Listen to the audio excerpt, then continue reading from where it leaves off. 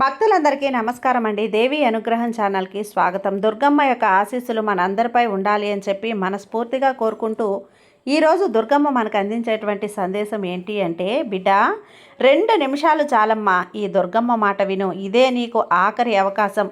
ఘోరమైన కుట్ర నీ ఇంటి వాళ్ళు నీ మీదనే చేస్తున్నారు. సమయం లేదమ్మా, 2 రోజుల్లో ఇదే జరగబోతుంది.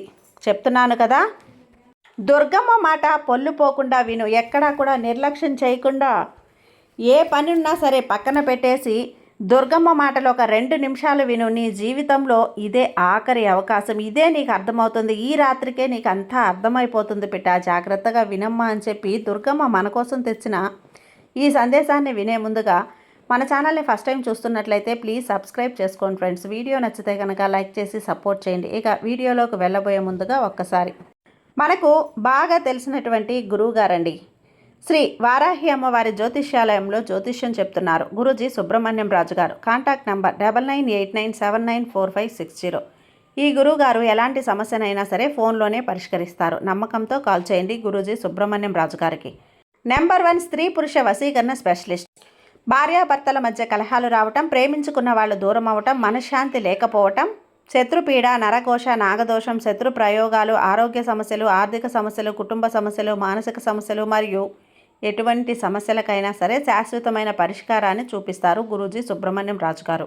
Contact number 9989794560. నమ్మకంతో కాల్ చేయండి. జై వారాహి అమ్మ. ఇక వీడియోలోకి వచ్చేస్తే, తల్లి నీ జీవితానికి సంబంధించి, నీ యొక్క అభివృద్ధికి సంబంధించి, నీ మనశ్శాంతికి సంబంధించి, ఆరోగ్యానికి సంబంధించి, అలాగే నీ ఆనందానికి సంబంధించి ఇప్పుడు నేను చెప్పే ఈ మాటలు ఏకాగ్రతతో వినే ప్రయత్నం చెయ్యి. ఎందుకంటే ఇదే నీకు చివరి అవకాశం. మళ్ళీ నీకు నేను ఇది చెప్పకపోవచ్చు. ఎందుకంటే దుర్గమ్మ ఒక్కసారి చెప్పింది అంటే దాన్ని జాగ్రత్తగా అవగాహనంగా నువ్వు ఆ సందేశంలో ఉండేటువంటి లోతులన్నింటినీ కూడా అర్థం చేసుకునేటువంటి తెలివితేటలు నీకు ఉన్నాయని చెప్పి నాకు బాగా తెలుసమ్మా. ఆ తెలివితేటలను నువ్వు ఉపయోగించుకోకపోతే గనక నిజంగా నీ కర్మే అని నేను చెప్తున్నాను. ఇక వదిలేస్తాను కూడా. ఎందుకు ఈ మాట అంటున్నాను అంటే, ప్రేమతో ఈ తల్లి ఎంత గారాభంగా నిన్ను తమ బిడ్డల్ని పెంచవచ్చు తల్లి తండ్రి. అదేవిధంగా తల్లి తండ్రి ఆ బిడ్డ తప్పుడు దారిలో వెళ్తున్నా, భయపడుతున్నా, లేదంటే గనక తెలుసో తెలియకో ఎక్కడైనా కానీ తన మొహమాట పడుతున్నా కూడా, తన విధిని సక్రమంగా నిర్వహించకపోతున్నా కూడా ఒక దెబ్బ వేసో లేదంటే ఒక తిట్టో బిడ్డలు సరైన దారి వైపుకు అడుగులు వేసేలా చూస్తారు. నేను కూడా ఇప్పుడు నీకు అదే చెప్తున్నాను. ఈ రోజున ఈ దుర్గమ్మ బిడ్డగా నీవు సరైన మార్గం వైపు అడుగు వేయటం కోసమే ఎటువంటి ఆలోచనలు చెయ్యాలి అని చెప్పి ఒక తల్లి స్థానంలో ఉండి నీకు నేను నెమ్మదిగా చెప్పే ప్రయత్నం అయితే చేస్తున్నాను. ఎందుకంటే గనక నీ ఇంటి వాళ్ళే నీ ఇంటి దొంగను ఈశ్వరుడు కూడా పట్టలేడు అంటారు కదా. అదేవిధంగా నీ ఇంటి వాళ్ళే నీ మీద ఘోరమైనటువంటి కుట్ర అనేది జరుపుతూ ఉన్నారు. నీ ఇంటి వాళ్ళే నీకు చెడు చెయ్యాలి అని చెప్పి చూస్తూ ఉన్నారు. నీ ఇంటి వాళ్ళే నీ ఎదుగుదలను చూసి ఓర్వలేకపోతున్నారమ్మా. నీ ఇంటి వాళ్ళే నీ మీద పగబట్టి నలుగురిలో కూడా నిన్ను అలుసుగా చేసి నీ యొక్క ఎదుగుదలని తొక్కేసి నిన్ను కిందకి అగౌరవపరచాలని, కిందకి లాగాలని, ఎక్కడ కూడా తలెత్తుకునే పరిస్థితి నీకు రాకూడదు అని చెప్పి అనేక రకాలైనటువంటి విశ్వ ప్రయత్నాలు చేస్తూ ఉన్నారు. ఇంతకు నా ఇంటి వాళ్ళు ఎవరు తల్లి? ఎవరికి నా మీద ఇంత కక్ష ఉంది దుర్గమ్మ అని చెప్పి నువ్వు నన్ను ప్రశ్నించవచ్చు. అయితే ఇక్కడ నేను ఇందాక చెప్పినట్లుగా ఇంటి దొంగను ఈశ్వరుడు కూడా పట్టలేరు కదా బిడ్డ. కాబట్టే నీకు నీ ఇంటి పేరు కలిగినటువంటి వ్యక్తులలో ఎవరైతే రక్త సంబంధం కాకుండా ఉన్నవారు ఉన్నారో వాళ్ళే నువ్వు ఒక్కొక్క అడుగు కూడా ఎదుగుతూ ఉంటే అసలు చూడలేనటువంటి స్థితిలో వాళ్ళు ఓర్వలేకపోతున్నారు. నీకున్నటువంటి మంచి పేరును, నీకున్నటువంటి గౌరవ మర్యాదలను మంట గలపాలి అని చెప్పి చూస్తూ ఉన్నారు. నువ్వు వేసేటువంటి ప్రతి అడుగును కూడా ముందుగానే గుర్తించి నీ మీద ఎప్పటికప్పుడు కూడా నీరు చల్లే ప్రయత్నం అయితే చేస్తున్నారమ్మా. అలాగే వాళ్ళు దేవునికి దండం పెట్టుకున్న ప్రతిసారి కూడా నీ పతనం కోసమే కోరుకుంటూ దండం పెడుతున్నారు.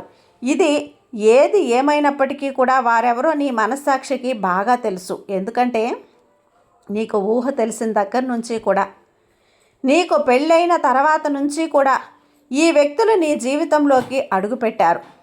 దుర్గమ్మ, మంచివారి ఎప్పటికీ కూడా మంచే జరుగుతుంది కదా, చెడ్డవారికి వాళ్ళు చేసుకుంటారు కదా అని మీరు ఉండక నాకు ఇక భయం ఎందుకు తల్లి అని చెప్పి నువ్వు అనుకోవచ్చు. అయితే ఈ మాట వాస్తవమే, కానీ నీ జాగ్రత్తలో నువ్వు ఉండకపోతే మాత్రం ఖచ్చితంగా పొరపాటు నీదే అవుతుంది బిడ్డ. ఎందుకు ఇలా చెప్తున్నాను అంటే గనక, బిడ్డ, ఎప్పుడైనా కానీ ఒక నిప్పు అనేది పట్టుకున్నప్పుడు ఆ నిప్పు చిన్నవాళ్ళు పట్టుకున్నా పెద్దవాళ్ళు పట్టుకున్నా అయ్యో చిన్నవాడు కదా అని చెప్పి చేతులు కాలకూడకూడదు అని చెప్పి నిప్పు అనుకోదు కదా.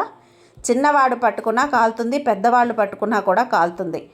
అలాగే అవతల వ్యక్తి దుర్మార్గుడని తెలిసినా కూడా నువ్వు అమాయకుడుగా ఉన్నా ఏమీ తెలియనటువంటి ఒక పసిపిల్ల మనసుతోటి నువ్వు ఎక్కడ అంటే, నా మనసులో ఏ దురుద్దేశము లేదు, అందరూ మంచిగా ఉండాలని చెప్పి నేను కోరుకుంటాను కాబట్టి నేను అందరికీ మంచి చేయడానికి వెళ్తున్నాను అని చెప్పి దుర్మార్గులు ఉన్నటువంటి ప్రదేశంలో, అంటే ఎవరైతే ఒక చెడు కోరుకుంటూ ఉన్నారో ఆ ఎదుగుదలను తొక్కాలి అని చెప్పి చూస్తూ ఉన్నారో వాళ్ళు ఉన్నటువంటి ప్రదేశాలకు వెళ్ళి నువ్వు కూర్చుంటే కనుక ఖచ్చితంగా ఏ కారణం చేతైనా కానీ వాళ్ళు నిన్ను అవమానించే అవకాశం అయితే ఉంది. కాబట్టి నువ్వు ఈ అవకాశానికి వాళ్ళకి ఇవ్వద్దు. అలాగే గౌరవం అనేది ఇచ్చిపుచ్చుకోవాలి. అవతలి వారికి నువ్వు ఎంత గౌరవం ఇస్తున్నా కూడా వాళ్ళు నిన్ను అగౌరవపరిచే విధంగా మాట్లాడుతూ ఉంటే కనుక నువ్వు కూడా ఆ విధమైనటువంటి మాట తీరుతోటి వారితోటి ప్రవర్తించాలి. ఇది మాత్రం నువ్వు మర్చిపోవద్దు. అలాగే ఎక్కడైతే నిన్ను తొక్కాలి అని చెప్పి చూస్తూ ఉన్నారో ఆ స్థానం ఎక్కడైతే బలంగా ఉందో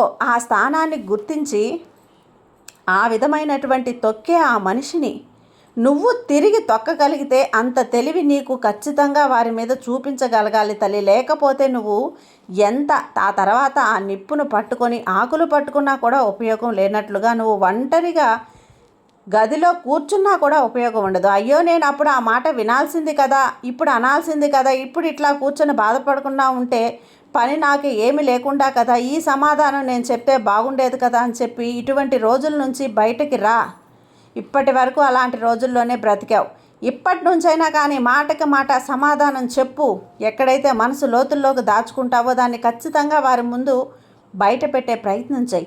అప్పుడే నువ్వు పరువుగా ఉండగలుగుతావు. ఈ వ్యక్తిని లేదంటే ఈ అమ్మాయిని లేదంటే ఈ అబ్బాయిని కదిలించాలి అంటే అవతలి వారి యొక్క వెన్నులో వణుకు పుట్టే విధంగా నీ ప్రవర్తన అనేది మారాలి.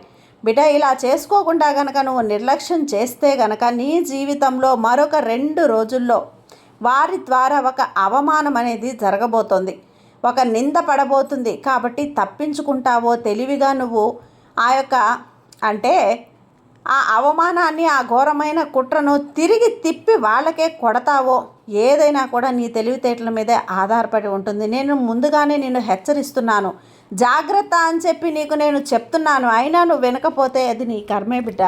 నీ తల్లి దుర్గమ్మను నేనెప్పుడు నీ మంచే కోరుకుంటాను. నేనెప్పుడు కూడా నీకు సహాయం చేయాలి, నీ జీవితం మంచిగా ఉండాలని మాత్రమే నేను ఎప్పుడు కూడా పరితపిస్తూ ఉంటాను తల్లి. కాబట్టి ఇప్పటికైనా సరే దుర్గమ్మ చెప్పిన మాట విని ఆ మార్గంలో నడువు. నీ జీవితం మంచిగా ఉంటుంది, సంతోషంగా ఉంటుంది, ఆనందంగా ఉంటావు బిడ్డ. సర్వేజన సుఖినో భవంతు. జై దుర్గమ్మ.